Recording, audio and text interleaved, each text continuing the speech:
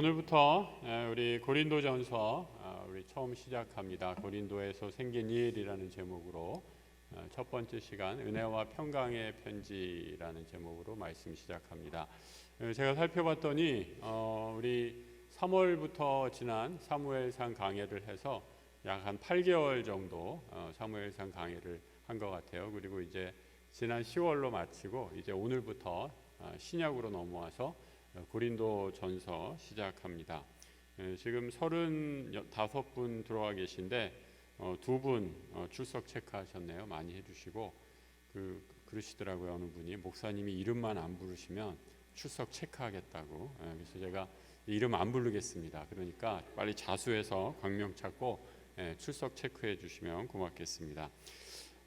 고린도라는 지역은 참 재미있는 그런 지역입니다. 이 바울이 이곳에서 이제 고린도에 있는 교우들에게 편지를 한 것이 이 고린도 전서, 또 두 번째 보낸 것 후서, 이렇게 해서 우리에게 성경으로 전해지고 있습니다. 그러니까 바울이 개인적으로, 어떻게 보면 굉장히 개인적으로 고린도 교회의 소수 리더십에게, 지도자들에게 쓴 편지가 오늘 우리가 읽는 고린도 전서예요. 아마 사도 바울은 이 편지를 쓸 때 아마 거의 한 2000년 후에 이 편지가 그대로 남겨져서 약수동에 있는 우리들이 읽을 줄은 꿈에도 생각하지 못했을 거예요. 이게 정말 놀라운 일이에요. 그리고 이 편지는 제가 우리 편지에도 썼듯이, 무슨 편지예요? 이렇게 광고 편지. 이번 주부터 하는 광고 편지에도 썼듯이 남의 편지를 읽는 거예요. 여러분 남의 편지 읽어보신 적 있어요? 요즘에 남의 편지 읽으면 고소당합니다. 개인정보법 위반으로. 근데 요즘에는 그 시대, 그 옛날 쓴 편지가 우리에게 잘 전해져서 이 편지를 읽는 것, 하나님의 은혜고 섭리고 축복이 아닌가라는 생각을 하게 됩니다. 제가 예전에 유학생활할 때 남의 편지는 읽은 적은 없고요. 저는 남의 전화를 들은 적이 있어요. 이 기숙사에 있는데 전화를 하려고 그러는데 이게 전화가 합선이 됐나 봐요. 그래서 한국에 있는 부모님에게 안부 전화를 드리려고 하는데 딱 들으는데 무슨 일본말로 계속 이렇게 하더라고요. 이거 뭐 일본말 제가 알아듣는 게 뭐가 있겠어요. 그러니까 조금 있다가 끊었어요. 이거 왜 이 신호음이 안 가지 하고 1시간 후에 또 들어보니까 또 계속 통화를 하고 있는 거예요. 무슨 얘기야? 이게 일본말 하나도 알아듣지 못하겠는데 이렇게 분위기상 옆방에 있는 일본 학생이 고국에 있는지 뭐 어디 있는지 자기 애인이랑 통화하는 내용 같아요. 무슨 내용인지 못 알아들어도 여러분 그 분위기를 알잖아요. 뭐 할 얘기도 없으면서 그냥 뭐 이렇게 속삭이는 듯한 그런 감정이 전해져 가지고, 야, 얘네들 진짜 얼마나 오래 통화하는지 거의 한 2시간을 그렇게 통화하는 것 같더라고요. 그래서 야, 이게 사랑하면 그렇게 되나 보다라고 하면서 전화를 기다렸다가 또 못한 적이 있습니다. 또 오늘 고린도전서 편지는 바로 사도 바울이 이 고린도 교회들에게 보낸 편지인데, 이 고린도 교회는 사실은 세워진 지 얼마 안 된 교회였어요. 그래서 여러 가지 문제가 많았는데 그 교회에서 생긴, 어떻게 보면은 바울 입장에서는 아까 말씀드린 것처럼 알려져서도 안 되고 알려지기도 원치 않았던 내용들이 우리에게 지금 전달이 되는 셈이다라는 거죠. 그래서 여러분, 우리가 이 초대교회 하면 소위 이 사도행전 이후에 일어났던 교회, 그래서 성령의 역사가 뜨거웠던 교회로 이렇게 대체로 인식을 하는데, 사실 고린도 교회를 이렇게 하나하나 살펴보면 문제가 참 많은 교회였어요. 그리고 이 문제들을 우리가 그냥 가십거리로 고린도 교회 뭐 이런 문제가 있었어, 저런 문제가 있어서 그 옛날 오래된 교회의 치부를 들춰내는 것으로 남의 편지를 읽는다면 그건 하나님이 이 편지를 우리에게 주신 목적이 아니다 생각합니다. 이 편지를 읽으면서 그 시대에 그 교회에 이런 문제가 있었는데 사도 바울이 이 문제를 어떻게 처리했고, 또 우리는 오늘날 우리 약수교회에서 예수 그리스도를 주인으로 모시는 우리 교회에서는 이 유사한 문제를 우리도 당할 수 있다면 어떻게 말씀으로 또 예수 중심으로 이 문제를 잘 해결해 갈지 하는 것들을 오늘부터 시작하는 고린도 전서를 통해서 배우는 그런 시간으로 삼으면 좋겠어요. 아마 사도 바울이 아니 하나님께서 그 이유로 우리에게 고린도전서를 주신 것이다라고 믿습니다. 자, 그러면은 우리 하나하나 좀 살펴보기 전에요. 먼저 이 고린도가 어디에 있는지 제가 지도 몇 장 갖고 왔는데 한번 보여주시죠. 이 지중해 지도 있는데 그거 먼저 한번 좀 보여주세요. 예, 이거 바울이 그 전도 여행을 했던 지도고요. 그 다음 사진 한번 보여주세요. 예, 이 사진이 좋은 것 같아요. 여기 그 지도를 보시면 예, 여기 지도를 보시면 여기가 고린도예요. 보이시나요? 예, 그래서 바울은 여기 사실 에베소에 있으면서 에베소에서 3차 전도 여행 때 에베소에 있으면서 고린도에 편지를 썼어요. 그러니까 바울이 고린도를 개척하고 이제 떠나서 에베소에서 머물렀다가 에베소에서 편지를 보낸 것이 지금 우리가 읽는 고린도 전서다라고 이렇게 말씀드릴 수 있습니다. 근데 여러분 고린도가 어디 있냐면 여기 있어요. 여기 있는데 이 지중해 바다를 이렇게 면하고 있고요. 이쪽으로 가는 마게도냐라고 해서 그리스 반도와 이어집니다. 그리고 이쪽은 바로 소아시아라고 통칭하는 사도 바울이 주로 전도하고 활약했던 지역입니다. 이 바울은 여기 안디옥에서 선교 거점을 마련해서 주로 지금의 터키 지방, 요 지방을 소아시아 지방이다 하는 곳을 이제 전도를 다녔는데 우리 제가 지난주에 그 설교했죠. 지난주에 바울은 여기에서 이 그 비두니아로 그 터키 북부로 가려고 했는데 하나님의 환상을 보여주셔서 마게도니아에서 우리를 도와달라라는 소리를 듣고 빌립보로 건너가서 여기서 자주장사 루디아를 만나고 이제 여기서 다시 3차 전도 여행을 시작하면서 고린도까지 이어지는 그런 하나님의 역사를 경험하게 되는 거죠. 그래서 이 고린도는요, 굉장히 어떻게 보면 지중해를 면하고 있고 이 뒤에 그리스, 여기는 이제 로마 이 반도가 잘려져 있는데 로마가 이렇게 또 연결되는 그런 곳이어서 유럽에 있는 해상물과 이 지중해를 끼고 있는 이 소아시아 사람들의 해상 문물이 교류가 아주 활발하게 일어났던 지역이 바로 고린도예요. 그래서 여기 한번 가 보시면 굉장히 그 문물이 많이 발달해 있는 것들을 보고 있고요. 그래서 이 고린도는 아주 부촌이었습니다. 사람들이 많이 있었고요. 그리고 또 이 고린도에서 그 통행세를 받아가지고 굉장히 많은 부를 축적하고 있는 사람들이 지도 한번 다시 한 번만 보여주세요. 그 아까 여기 요 마게도냐 여기 이제 펠레폰네소스 반도라고 그러는데 이 고린도에서 이렇게 해상으로 육로로 쭉 올라가면 그리스 육로로 또 연결돼 있어서 그러니까 육지로도 통하고 바다로도 통하고 하는 곳에서 이 고린도가 아주 상업적으로 번성했던 그런 도시 가운데 하나였습니다. 그래서 그 기록에 따르면 10만 명 정도 사는 고대 도시로서는 거의 메트로폴리탄급의 큰 도시였다라고 이렇게 얘기하고요. 요즘에 뭐 10만 명이면 별로 큰 도시 아닌데 그 당시에 바울 시대 때 10만 명이 사는 도시다라고 하면 어마어마한 크기의 도시였다라는 거죠. 그리고 말씀드렸던 것처럼 해상무역 또 육로 교통이 좋아서 많은 사람들이 몰려 있는 그런 지역이었다라고 이렇게 말씀드릴 수 있습니다. 근데 기원전 146년에 로마에서 완전히 다 이 고린도가 다 깨졌어요. 완전히 다 박살이 났는데 초토화됐는데 다시 로마 황제 그 줄리어스 시저라는 사람이 44년도 기원전 44년에 그러니까 거의 한 100년의 공백이 있다가 워낙 교통의 요지니까 고린도를 다시 건설을 했습니다. 그리고 나서 아주 급속도로 발달해서 아마 사도 바울이 고린도전서를 썼을 때의 시기가 기원 후 50년 정도로 생각하는데 그래서 로마에서 초토화되고 다시 세워진 후에 사도 바울이 고린도서를 쓰기까지 한 100년 정도의 시간이 있는데 이 100년 동안 어마어마한 발전을 이룬 곳이 바로 고린도다라고 이렇게 말씀드릴 수 있습니다. 사진 한번 몇 장 갖고 왔는데요. 지금도 남아있는 잔해들이 몇 장 있습니다. 여기 거대한 아크로폴리스, 그리스의 신들을 섬기는 이런 신전들이 남아 있고요. 다음 사진도 한번 보여주세요.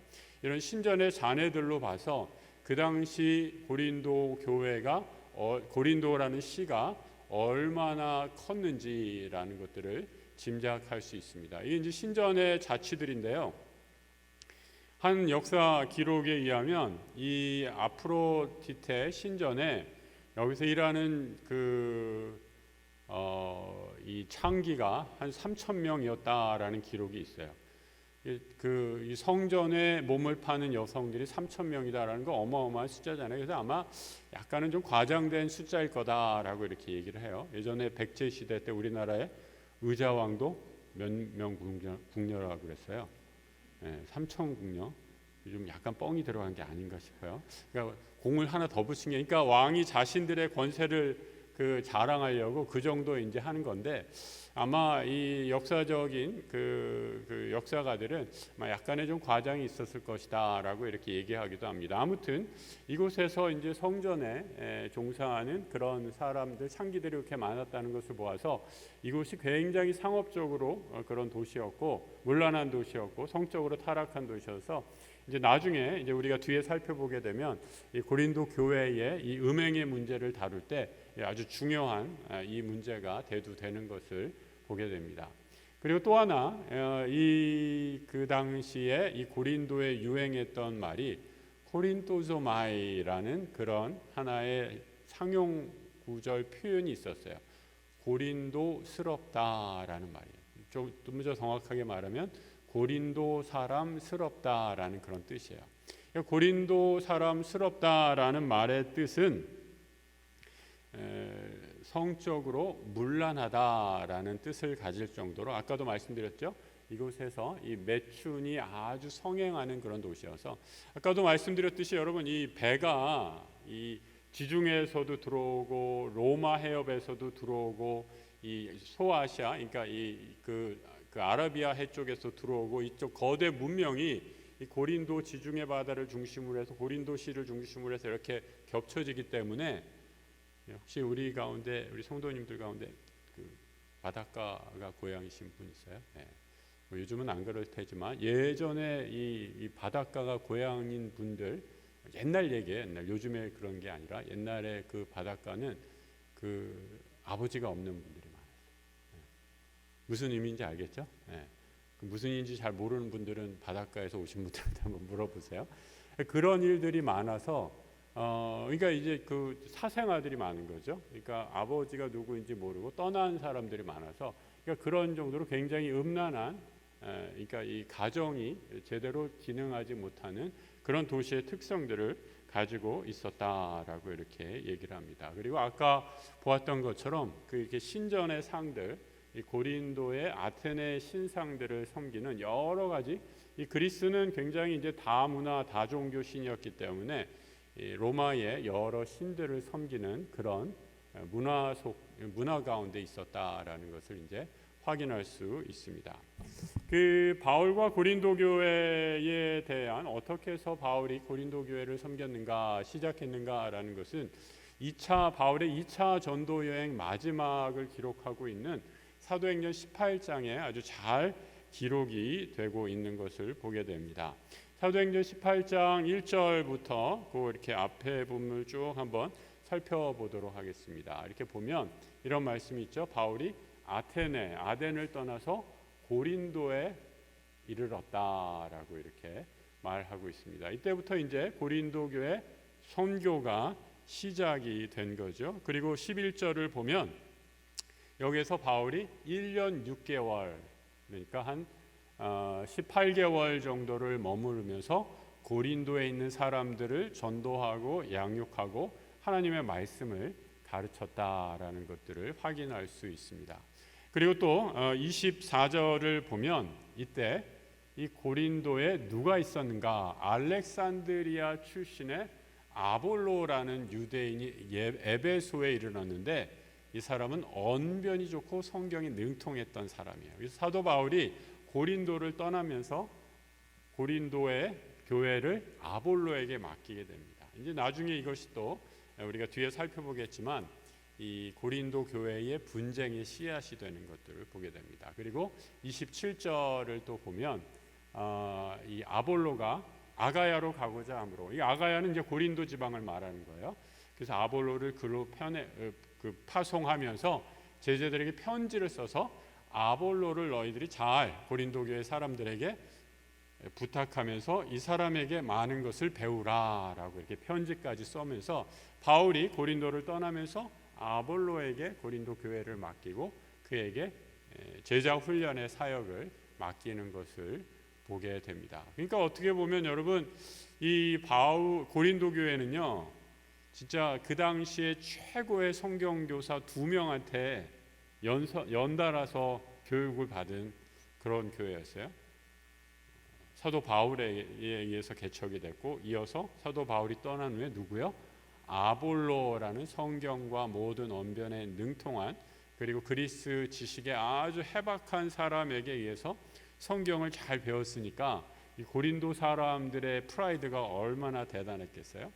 그 당시에는 뭐 어떤 학교라는 것이 그렇게 있었던 시기가, 제대로 있었던 시기가 아니고, 제대로 어떤 퍼블릭한 교육 시스템이 있었던 것이 아니라 도제식의 수업이었거든요. 그러니까 누가 누구를 스승으로 두는 게 굉장히 중요해요. 근데 신생 교회가 사도 바울에 이어서 아볼로라는 당대 최고의 성경 교사, 복음 교사를 우리의 스승으로 여겼으니까 이 고린도 교회 교우들의 자부심이 아마 대단하지 않았을까라는 생각이 들어요. 박원빈 목사를 성경 교사로 들어서 여러분 자랑스러우십니까? 네. 좀 자랑 좀 해주세요. 네. 근데 이런 바울이 이렇게 하나님의 은혜로 고린도 교회를 세우고 하면서 아까 말씀드렸듯이 에베소에 머물면서 사도 바울이 이 고린도서를 썼다라고 이렇게 얘기했잖아요. 그러니까 고린도 교회는 탄생한 지 한 몇 년 정도 된 교회였을까, 한번 그런 것들을 한번 좀 추측해 볼 수가 있을 것 같아요. 그러니까 사도행전 18장에서 2차 선교 여행이 끝나고 19장부터 3차 전도 여행이 시작을 하는데 19장 1절에 보면 바울이 에베소에 도착한 이야기가 나오게 되는 것을 보게 됩니다. 사도행전 19장 1절 한번 화면 있으면 띄워주세요. 아볼로가 고린도에 있을 때에 바울이 윗지방으로 다녀 에베소에 와서 제자들을 만났다라고 이렇게 얘기하면서 이 19장 10절을 보면 이 에베소에서 2해 동안 가르쳤다라고 이렇게 얘기해요. 여기서 이제 가르친 곳이 바로 두란노라는 거예요. 그러니까 여러분, 이 대충 이제 그러면 퍼즐이 맞춰지는 거죠. 아까 18장에서 사도행전 18장에서 고린도에서 얼마를 머물렀다고 그랬어요? 1년 6개월. 기억력 좋으시네. 1년 6개월. 18개월 머물렀고, 그 다음에 에베소에서 몇 년? 2년을 머물렀고, 그러니까 대체로 고린도는 아무리 길게 맥시멈 잡아도 신생교회로 창립한 지 4년에서 5년을 넘지 않은 그런 한 5살, 아무리 많이 잡아도 5살 정도 되는, 창립 5주년 정도 되는 그런 교회였다라고 이렇게 말하고 있습니다.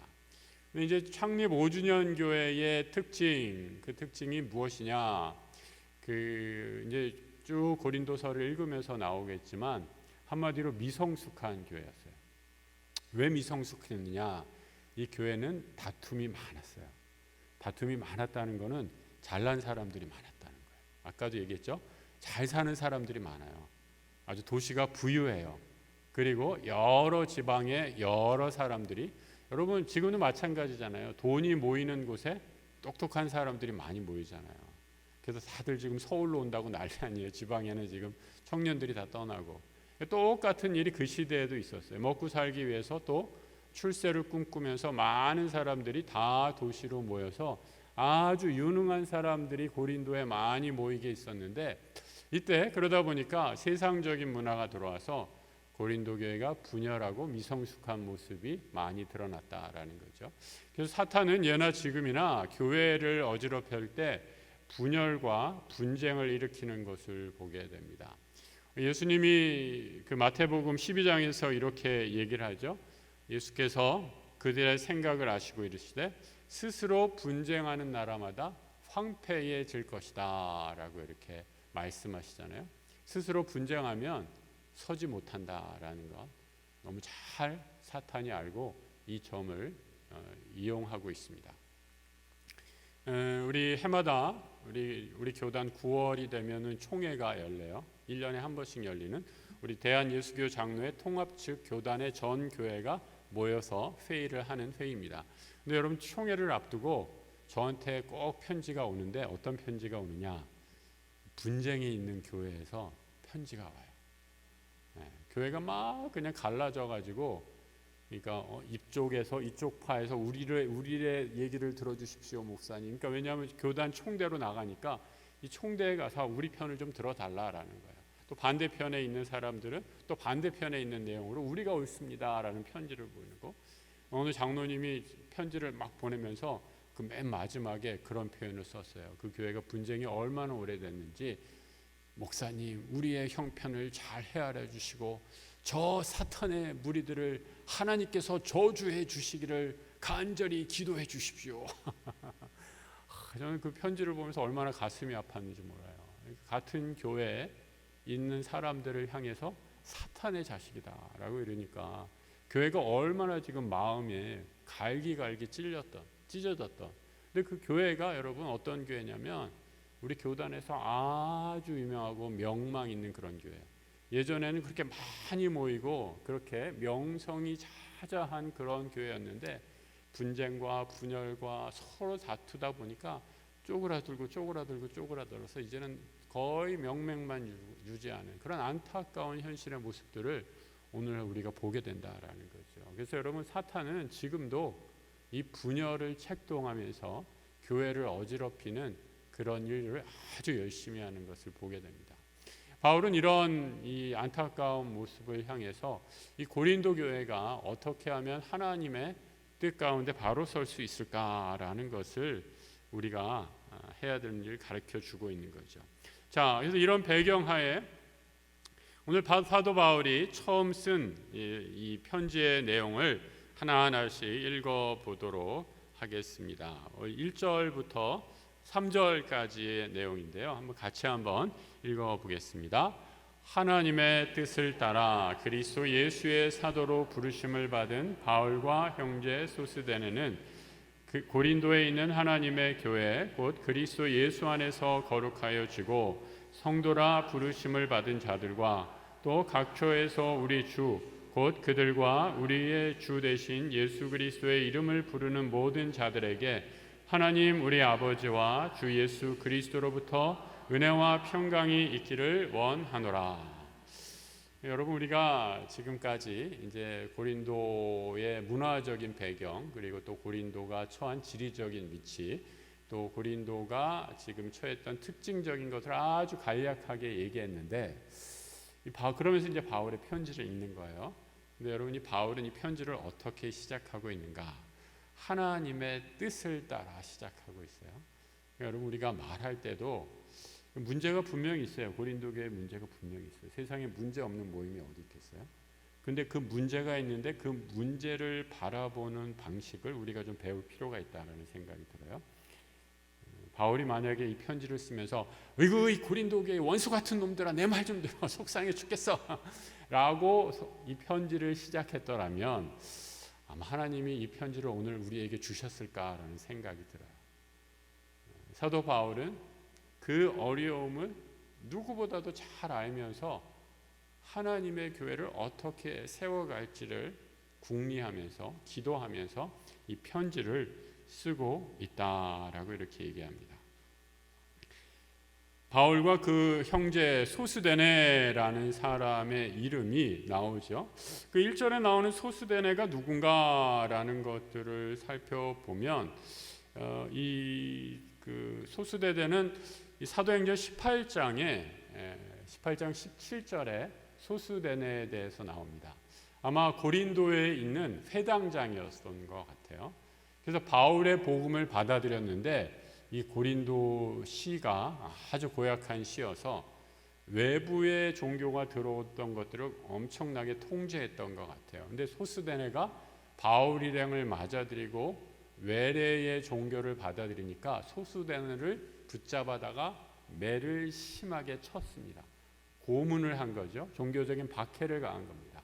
그 이후에 소스데네가 이런 고난을 당하고서도 바울 일행을 계속 영접하면서 고린도 교회, 그러니까 신앙의 이 회심을 한 거죠. 그리스도인으로 개종을 하면서 회당장이었음에도 불구하고 유대교 회당을 맡아서 치리하는 사람이었음에도 불구하고 바울의 복음의 동역자가 되어서 고린도서에 그 이름이 등장하고 있는 것을 보게 됩니다.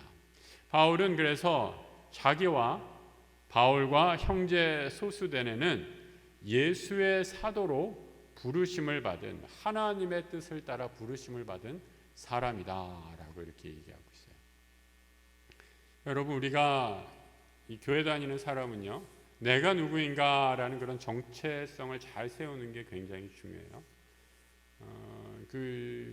죄송한 말씀이에요. 우리 용서하고 들으세요. 우리 가운데 모태신앙인 분들은 모태신앙이라고 하면 우리 뭐 할머니 때부터 어머니 때부터 몇 대가 지금 다니고 있어요. 이렇게 얘기한 걸로 자기 신앙의 정체성을 이렇게 얘기하시는데, 여러분 귀한 축복입니다. 이렇게 대대로 신앙을 가지고 있다는 건 얼마나 큰 축복입니까? 그런데 우리 부모의 신앙, 우리 조부모님의 신앙이 내 신앙을 보장해 주지는 않아요. 동의하십니까? 네. 그렇죠?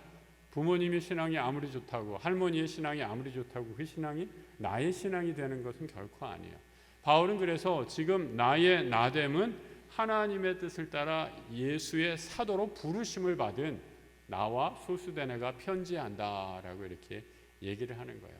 나는 하나님의 뜻을 따라 부름받은 사람이다. 이 사도다라고 이렇게 얘기를 하고 있습니다.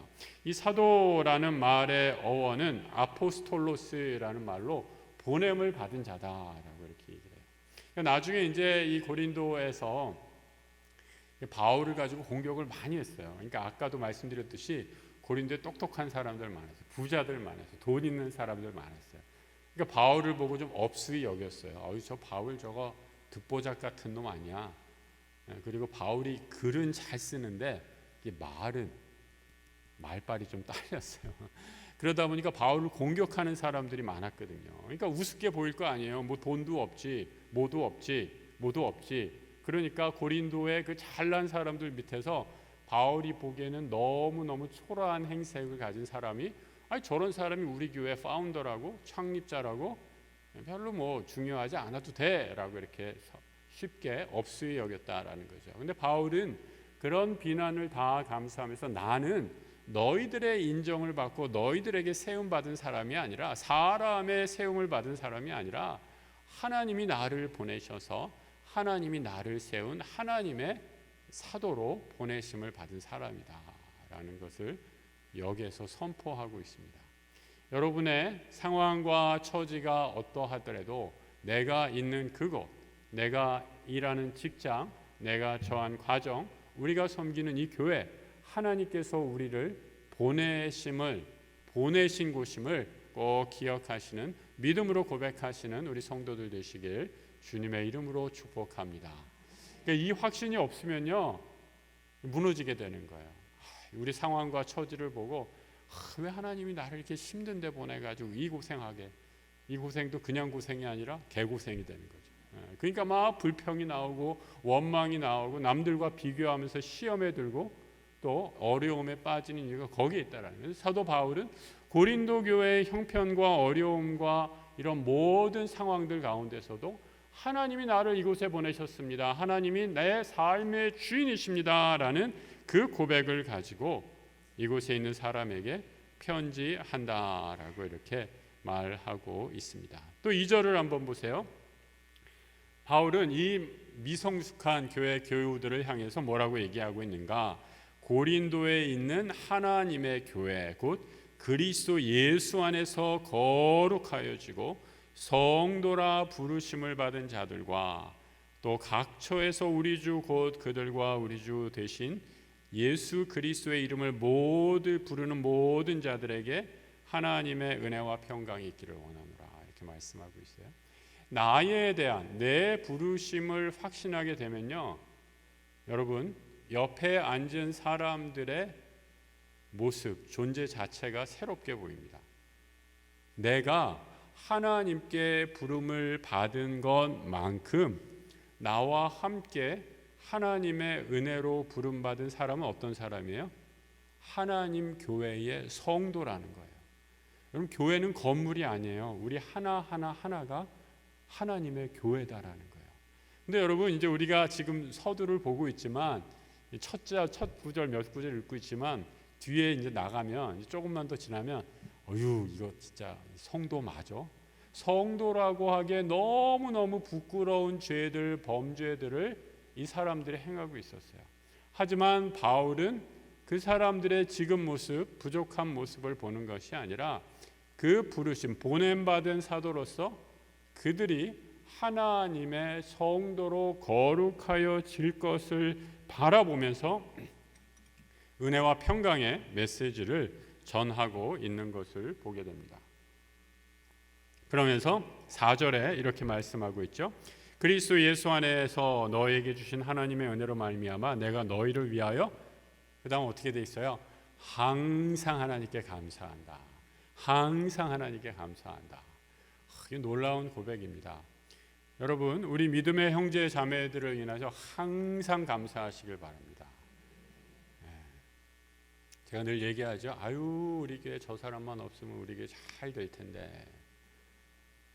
절대 그렇지 않아요, 여러분. 절대 그렇지 않아요. 항상 감사할 때, 모든 일을 감사할 때 하나님께서 그 믿음의 공동체에 복의 복을 부어 주시는 줄 믿습니다. 그래서 하나님의 교회에 하나님의 은혜 항상 감사한다라고 이렇게 말하면서 저는 이 바울의 언어를 통해서 진짜 이 감사는 이 바이러스와 같은 힘이 있다라는 생각이 들어요. 여러분, 저는 이 낚시를 잘 모르지만 낚시꾼들, 이 낚시 좋아하시는 분들 혹시 주변에 계세요? 바깥 우리 배우자 되시는 분이 혹시 낚시 좋아하세요? 저는 잘 모르지만 제가 듣는 그런 표현도 쓰잖아요. 고기가 잘 잡히면 이게 물반 고기반이네라고 하면서 그냥 이거만 던지면 바로 휙휙 낚아대는 거. 근데 여러분, 그게 세상에 물반 고기반이 어디 있어요? 그죠? 그런 뻥도, 심한 뻥이 어디 있어요? 그냥 어떻게 던지다 보니까 잘 잡히는 것 뿐이죠.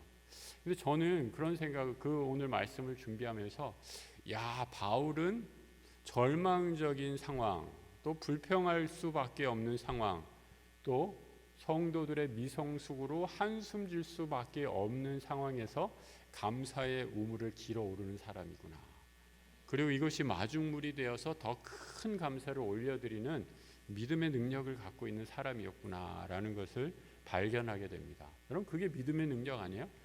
누구나 다 물반 고기반인데서 고기 잡으면 세상에 불평할 일이 뭐가 있겠어요? 근데 고기는 안 보여요. 고기는 하나도 없는데 주의 말씀 의지하여 깊은 곳에 그물을 던졌더니, 그래서 그 그물을 길어 올렸더니 그야말로 그물이 찢어질 정도로